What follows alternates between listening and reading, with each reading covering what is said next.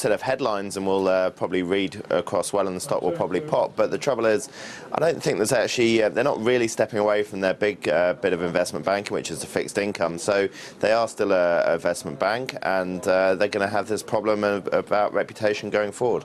What about this LIBOR class action? How much do we know about that, and how damaging could that be? I think it's going to be incredibly difficult for them to provide any sort of provision. They're definitely going to come out of the woodwork, these class actions, and this is going to be an overhang of the stock for a few years to come, I think. But I don't think really it's going to be very difficult to prove whether people benefited or were lost out by the LIBOR things. I think it will be really difficult to get any sort of closure on it. Just heard the CEO talking about counting on Barclays to deliver sustainable returns over time. How long is this going to take, really, do you think?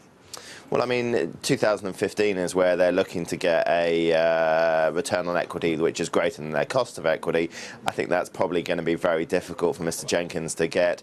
He's in a really difficult situation. He's trying to make this a boring retail bank, but he's got this big investment bank in the background. So I think it's going to be a long time before we see a boring retail bank, which is what he's trying to peddle out today. Sure. And another thing, we're exploring is the ring fencing.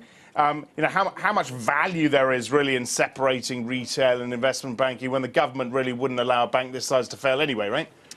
Yeah, I mean, they wouldn't allow it to fail, but I think if Barclays gets into serious problems after the mistakes the government have made back in 2008, they're going to be a lot harsher, and you're not going to get such a cushy resolution as you did with RBS and Lloyds. So I think any sort of failure now will be very harshly treated. It won't fail, but certainly the bond holders and the shareholders will be taken out. Do you buy Barclays today?